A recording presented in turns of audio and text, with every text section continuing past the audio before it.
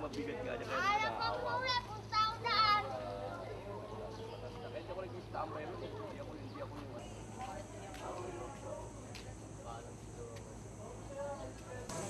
Ayun, nakaupo sa number 18 na eh. Kunin ko na yung boarding pass. Ay, wait. Magkano price? Less? Ito pa, ma'am. May ganun kaganapan. Alternate. Morning. Good morning. Morning, sir. Kunin ko lang sa boarding pass. Oh. Hi, sir. Good morning. Boarding pass. Thank you. Boarding pass, sir. Good morning. Good morning. Thank you. Right. Morning, ma'am, sir. Ikaw na magdikit na eh. Wag na. Bawal na. Morning. Hindi ka pa nila, naiiya ka na naman. Kaya ka pa rin siya na ano ba? Pati yung patient pala eh. Ay, okay. Boarding pass. Morning. Thank you. Barcode ah. Thank you. Kano ako?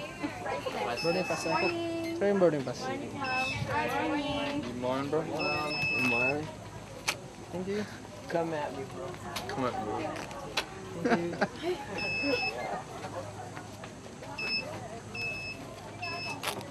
Thank you.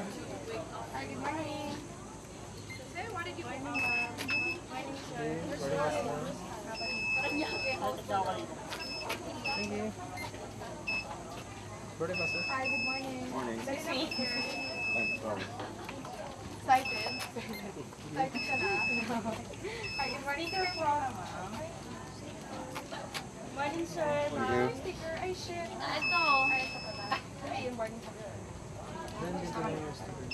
Kung kunin ko lang yung boarding pass. Tabawa mo. Morning. Ay, sorry.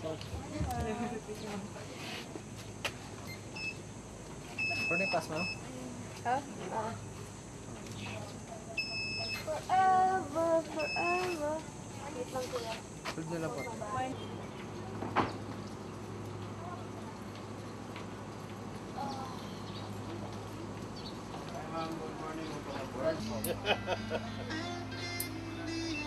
Okay, slow bike sa amin. Sabi ikaw na una. Nakay ano, nakay balas eh. Gusto marinig yun. Anong oras daw yung next trip niya mamaya pagkabalik? Malinig kasi siya.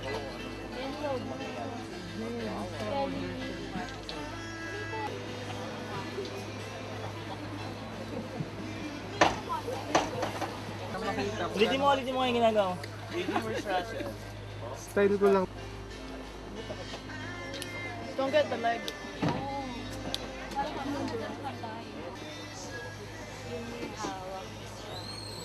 Ano ba?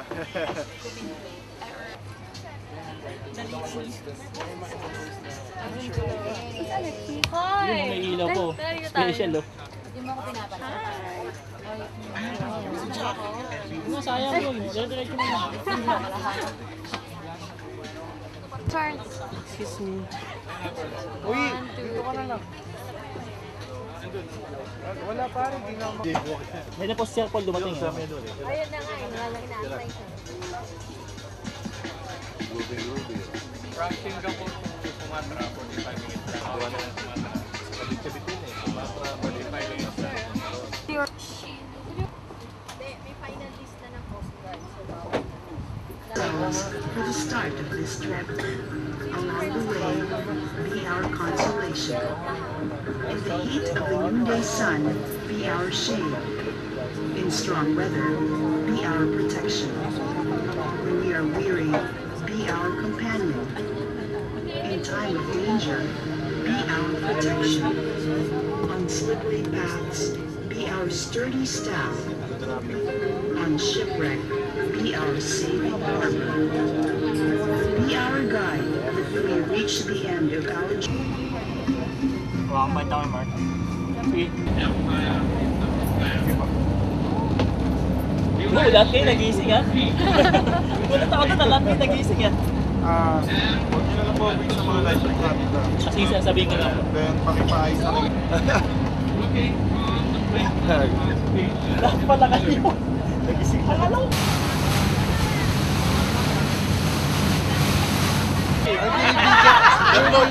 Say hi! Sabi ka rin, parang... Tour coordinator for today. On behalf of Sun Cruises Incorporated, I would like to welcome you all on board the ferry boat MV Sun Cruiser 2, the historic island of Corregidor.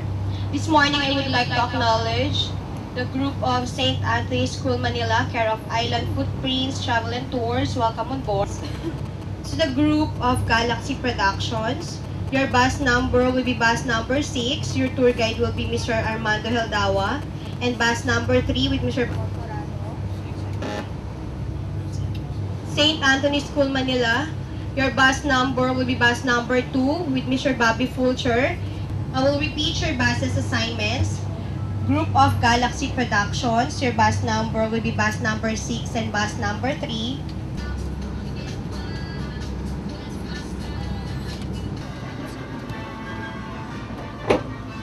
Ang kanina, ganun eh, pang huli na isda.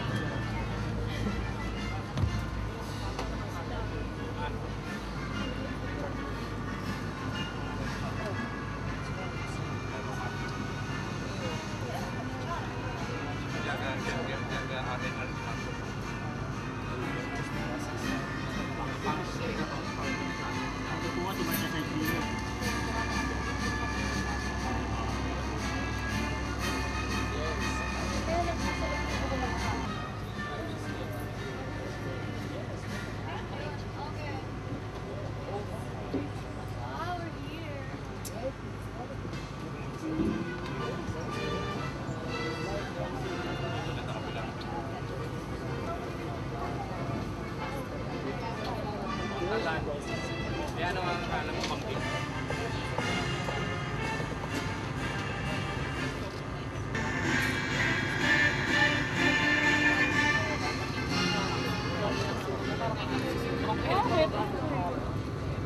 Masarap kaya.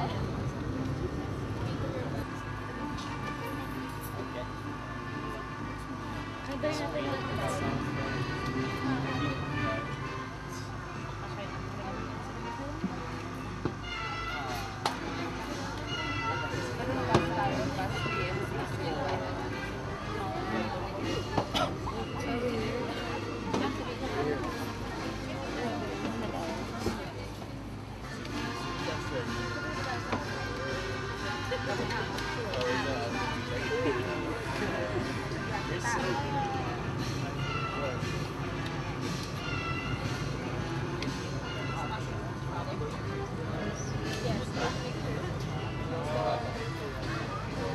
Wait lang.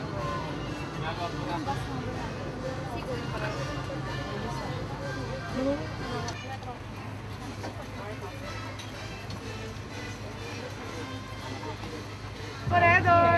Thank you. All the ratings,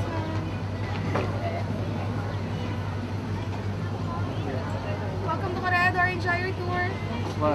Which one is yours? Welcome to Corregidor. Enjoy your tour.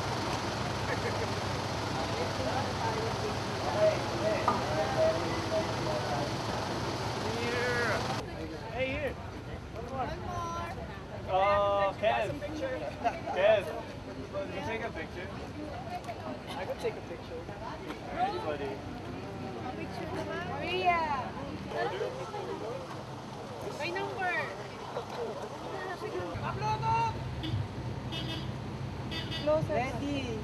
Compress doon. Kay kay Mark. Mark, ano pa Mark?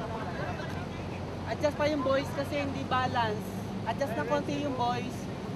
Renzi, adjust pa. Okay, 1, 2, 3. Isa pa.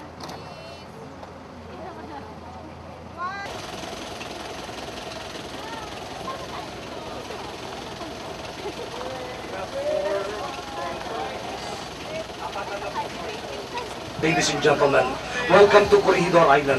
Now you have all boarded bus number 6, so that we will not have World War II all over again. We are going to have the same seating arrangement until the end of the tour. Now please, if you have to use your cell phone or talk to a seatmate on board the bus, kindly do it in a very low volume.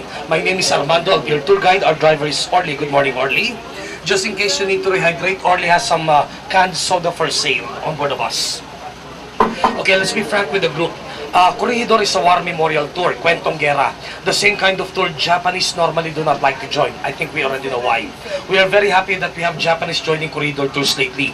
Now, on board the boat, they said that the Japanese will board bus number 5, the Japanese will board bus number 1. The rest of the English group will board bus number 7 or 5. Now, for bus number 1, Japanese group, they only have 6 passengers. Because when you say rest of the English group, you could be French, American, Italian, British, Canadian, German, or Czechoslovakian. We do not care. Bus, they have a Japanese-speaking tour guide. We also have a Japanese version of the tour. There are always 2 sides to the same history. But after the war, the winners get to write the history. Now later, I promise I will enlighten you all on what the Japanese version is all about later. But realize no Japanese, no tour. Because your boat is made in Japan, our bus engine is Sino, and my microphone is Sony. So we still say domo arigato gozaimasu to the Japanese. Now for today's travel, we are not yet leaving Manila Bay. There are 5 islands at the mouth of the bay. Corregidor is the largest of the 5 Guardian Islands. Let's look at the map again. The tail is curving east towards Manila, 48 kilometers away. So Manila to the north is Bulacan, Pampanga, and Bataan Peninsula. Manila to the south is Batangas and Cavite. After Corregidor and the smaller islands, you'll end up in the South China Sea. Again, we are not yet leaving Manila Bay.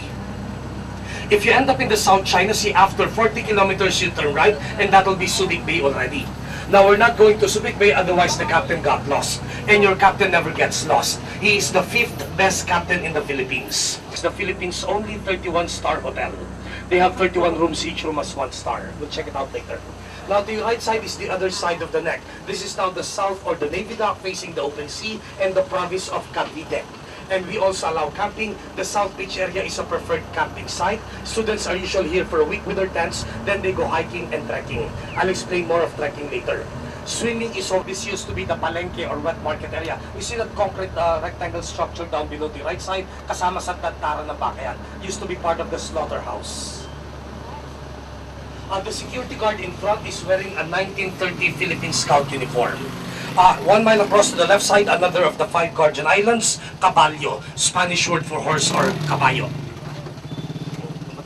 So again,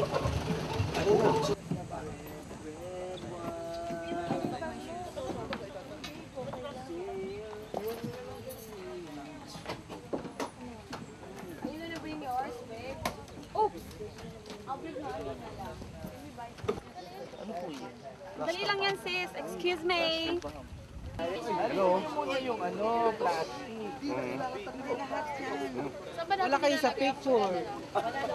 Help nyo naman yung girl ko.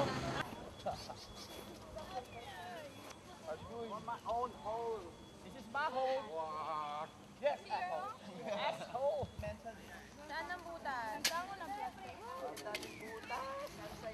Loka! Anong ibang butas?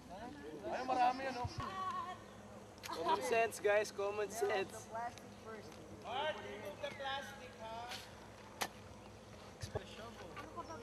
Kaning... Okay na na siya. Ay, ikaw. Hiwik. Export na dyan si Jolo eh. Nag-trip natin kami sa Taytay eh. Di ba Taytay tama, right? area 400 feet from Silabao. To your left side, we have ruins of the YMCA building, constructed by the Americans in 1920, also known as the Enlisted Men's Recreational Facility Center, and in between middle side parade ground, several times served as a baseball field. Oh, by the way, I'm changing the routine of the tour for you to make it better. We're supposed to be stopping now at Middleside Barracks for picture taking. We don't stop on Topside Barracks, however. Topside Barracks is much more impressive. I would rather we stop there instead. 60th Coast Artillery Regiment. The other half is a bit further ahead for another 4,000 of the 91st Philippine Scout Coast Artillery Regiment. So maximum accommodation is 8,000. Constructed by the Americans in 1915, designed to be hurricane-proof. No hollow blocks, all precast materials and reinforced concrete. The cement and steel bars came all the way from the United States.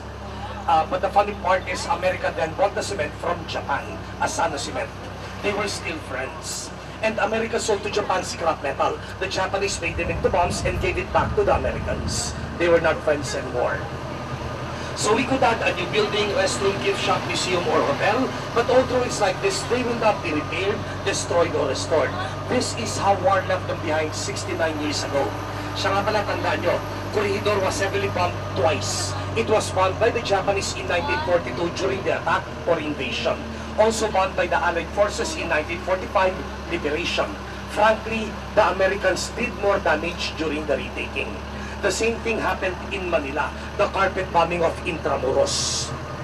Yesterday, I had a group of American Marines. They said, we were pissed off when we came back. Notice you don't have broken glass anywhere, because for the tropics like the Philippines corridor, for window panes, instead of glass, they use translucent scallop shells, capis shells. And in front, your right side is the other half for the 4,000 Filipinos. First time you land sa corridor? That's good, so I can tell you anything. Okay, now look somewhere in front to your left side. There's an original staircase. On trekking, you don't walk the roads. You go through the woodlands using the original shortcut foot trails through tunnels and caves. Now, a long time ago in warfare, no airplanes, no missiles yet. So the arms race was for the mightier of battleship. So looking at the map, enemy battleship would come from the South China Sea. It will enter Manila Bay to target the capital, Manila. Now, the only way to enter Manila Bay by ship is between Bataan, Corregidor, Cavite, Corregidor, North or South channels only. Okay, are you still with me? Okay, so several big guns and cannons were assembled here by the Americans to protect Manila from a naval attack. All the big guns were part of the harbor defenses of Manila Bay. Okay, listen up. In one area, you can find 1 gun, 2 guns, 3, 4, 6, or 8 guns. If they are in one area, it is counted as 1 gun battery. 1,000-pound bullet or shell could be fired up to 8.3 miles away, maximum range. Each gun would weigh 13 tons. Now, it takes 14 men to handle 1 gun. Of that 14 per gun, 8 of them putting the shell and the gunpowder. They were the runners responsible for loading it.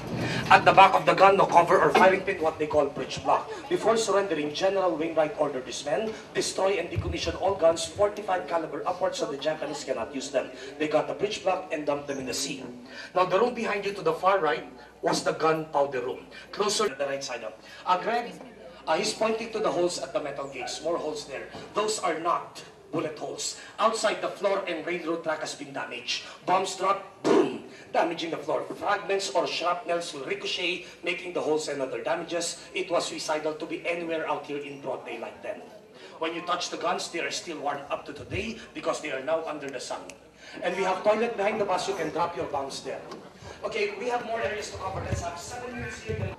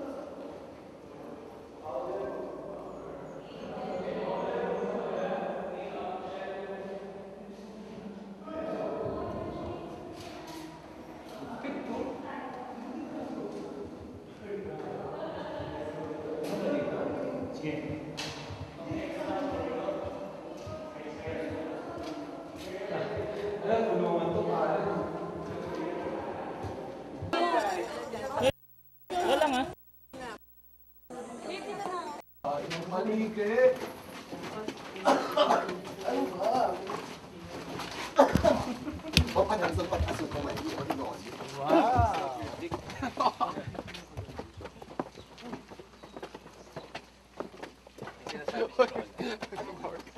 Meron ano.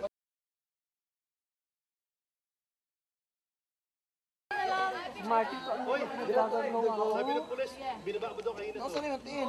Wala.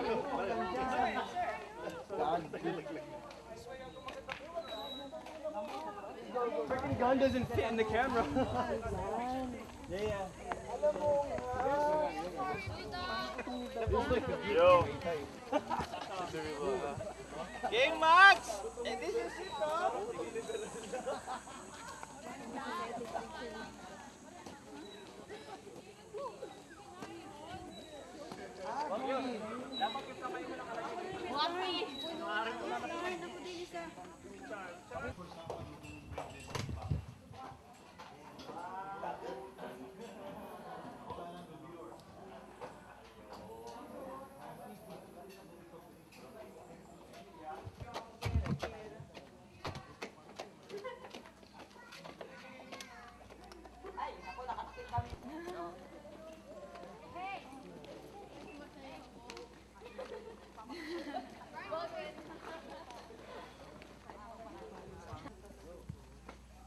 Hi.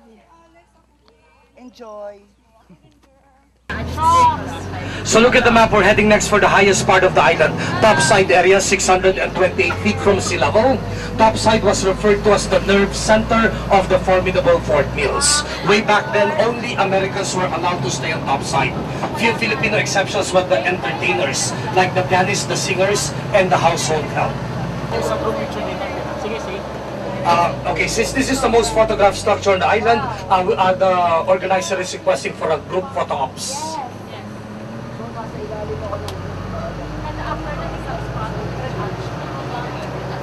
At the ground level, where you will be disembarking, there's a big square hall. That was before the enlisted men's swimming pool. The officers' pool was 3 times bigger, but it was somewhere else, near the officers' club.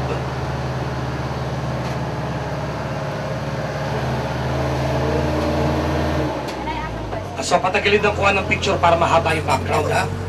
To your right side, we have topside main parade grounds, drop zone for the American paratroopers, retaking in 1945. And way in front, just like the right side, topside movie house or Cine Corregidor.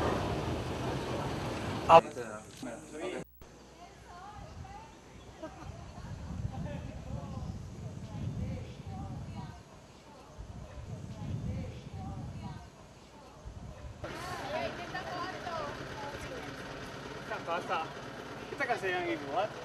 What? Kita kasi yung... Or yung what? Dili ba?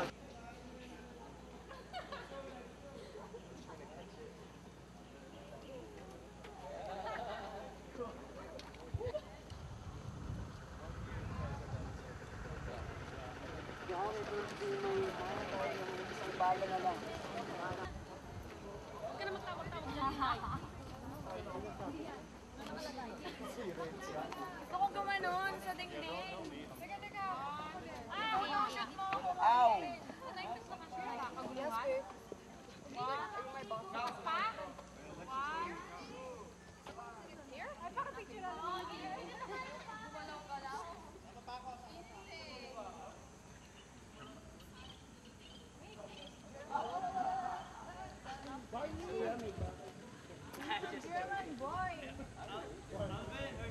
Toilets in the museum also. You have pictures of toilets. Oh, and actual toilets.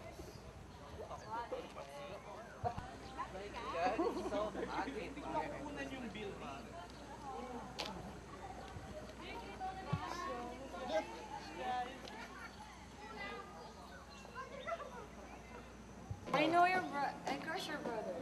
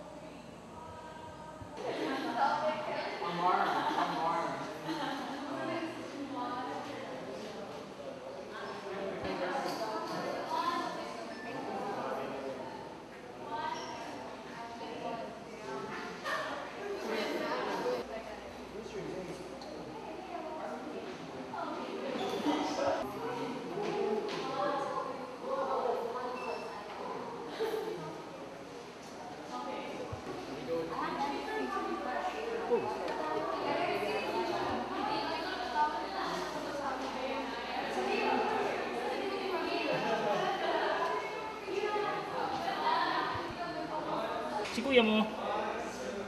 Bakit di pumasok?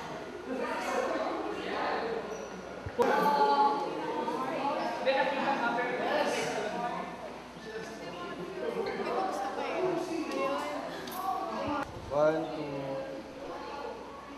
Perfect. Choice ko ano mo. Dito. Guns. My favorite thing in the world. Pare. Kuha ko to.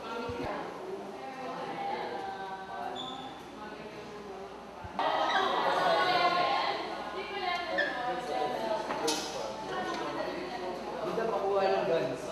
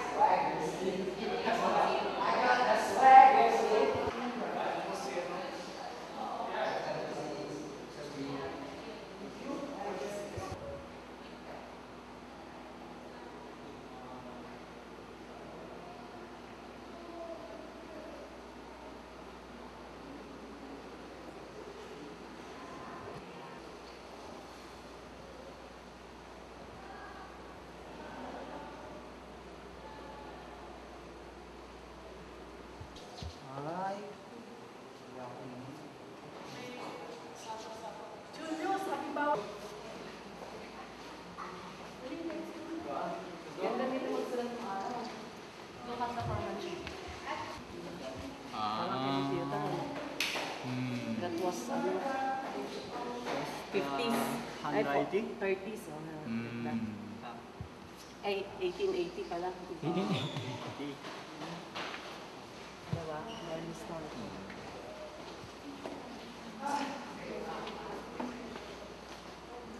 Mark? Dadaan daw ako. Kunyari ako doon yung nagbabasa. General Wainwright. Oh. Last one na lang. Nag-enjoy ako eh. Okay. 1, 2, 3. Mark! Thank you. Okay, guys. V. Letter V. Girls here. Start here. The second level was a chapel with a revolving altar for 3 religions, for the Jews, the Protestants, and the Catholics.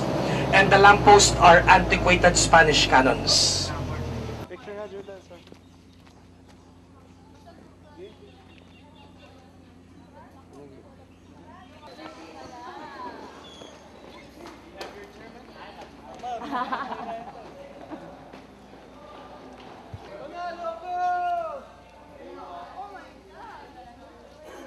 Shit! The Solar Boys!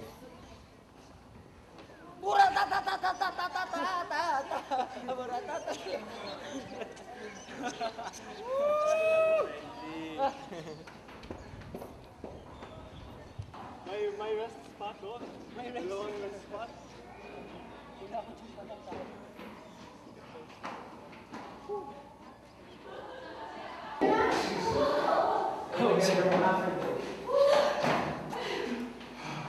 This is cardio.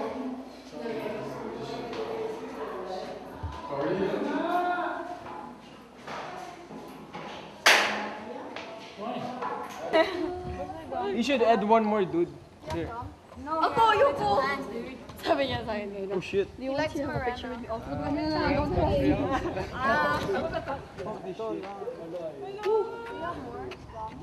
Pare, ano yung ito pare,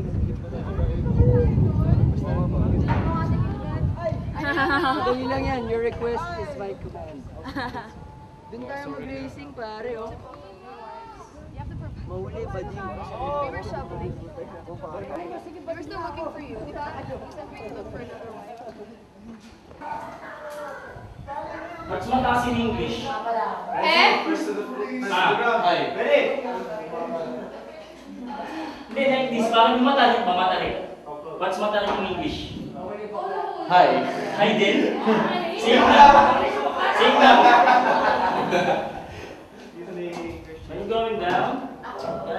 Yeah, we're down. I just can't believe.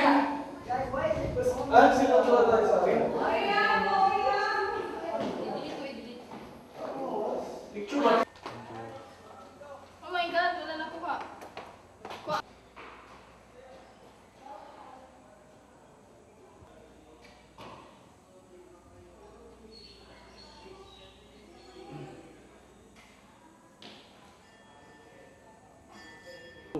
Though Corregidor Island might be all about war and history, though Corregidor Island might be all about war and history, as we can see there are solar panels here, Corregidor Island is also about ecotourism. So, there you go. Solar panels.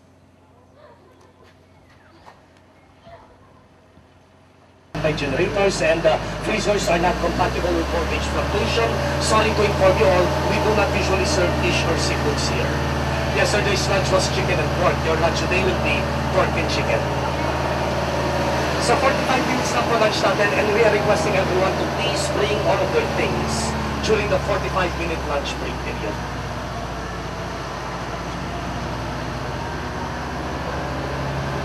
Lunch will be at the second level.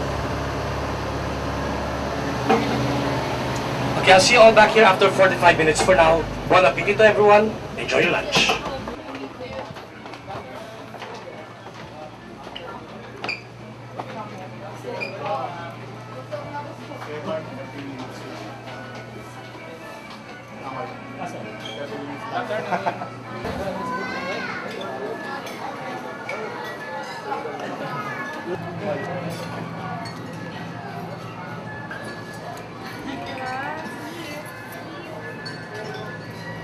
Wow, watermelon.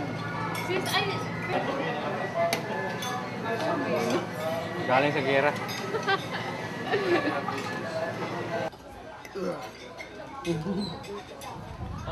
Lahat nila. Tanggalin ang sobrang pagka-green ko ba? Oo. Oo.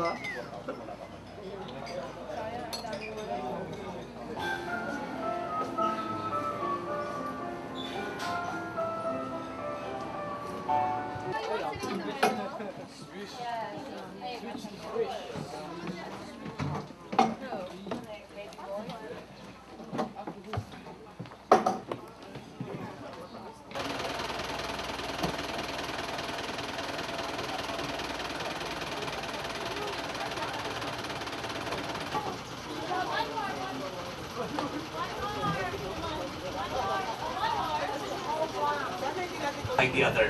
May nakita ba kayong tatlong kuweba sa gilid kanina magkakatabi? Americans came back for the retaking in 1945. They used flamethrowers blasting the caves in. They throw dynamites or grenades collapsing the entrances, burying the Japanese alive inside.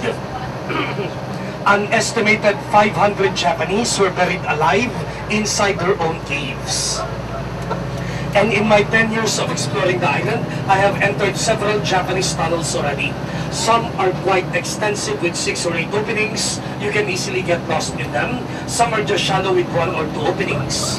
Sometimes on a stormy day, landslides occur and trees get uprooted. They partially reopen the Japanese caves by accident.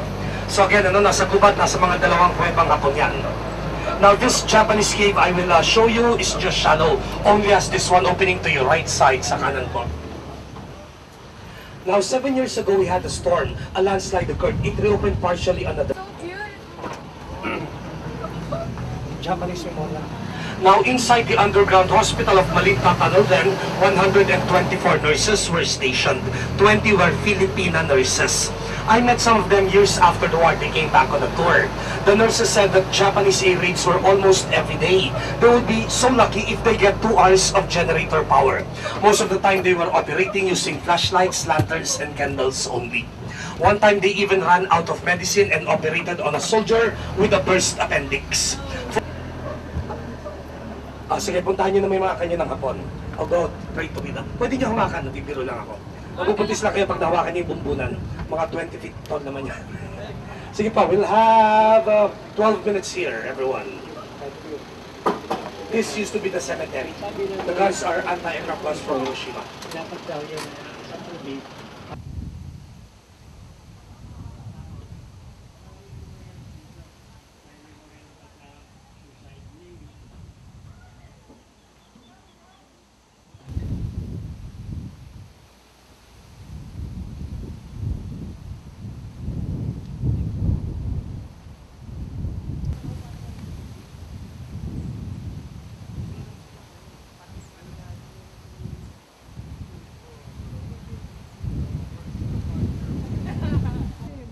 Just admiring you, bro. Because you're with the girls, man. We might be able to go.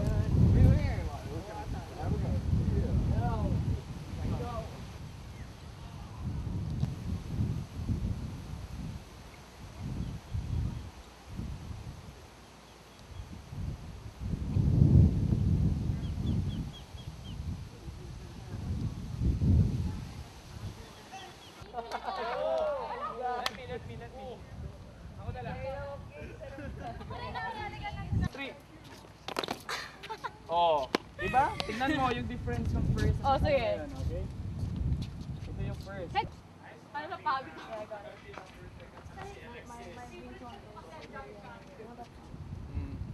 My ringtone because I have only music for that. Shot. Jump shot. Jump shot. Okay. Dahil lang ha. Okay, 1, 2, 3. Nice one, guys. Nice one.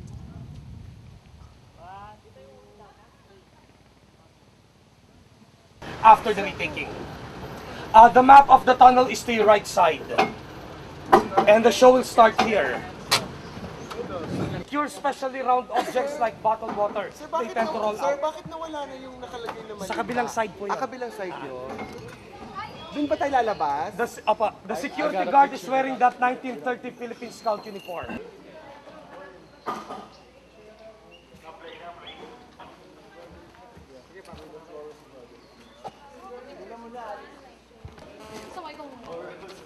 Tara, sabay na tayo. Kuya, pa-picture kami sa'yo. Picture ako, please. Picture ako kayo. Video taping ha. Wala na, empty na ako.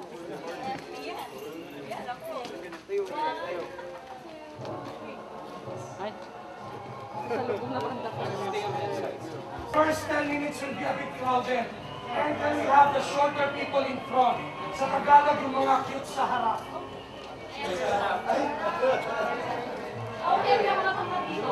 The shorter people in front. So yung naging gano'n?